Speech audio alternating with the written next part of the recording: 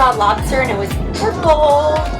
It was super cool. I saw fish and they were hiding in the reef, I think to avoid the current. That was an amazing dive. The boat was so nice and shady. I didn't get any sunburns.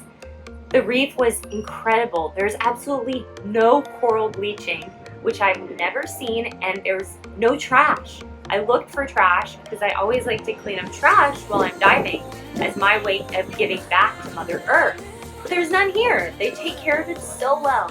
I can't wait to come back to Cozumel. I'd love to do a night dive so I can see bull sharks, nurse sharks, and whale sharks, and they all hang out at night. This is a tropical paradise, and they really take care of it, which makes me so happy. Whoa, this is a big strawberry daiquiri. Virgin, of course.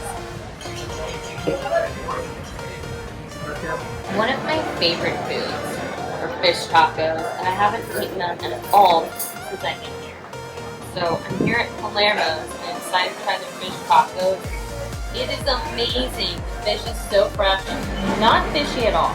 Because if you like fish tacos, you know what I'm talking about. You don't want it to be fishy. Yummy guacamole and some delicious daiquiri. Living my best life.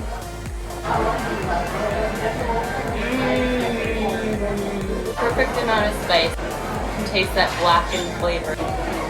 Excessive calories. I wish they had that on my cookies I eat every day. Well, it is my birthday, but I could just die happy right now. Scuba diving, fish tacos, giant strawberry daiquiri, beautiful view, happy and friendly people. Life is good.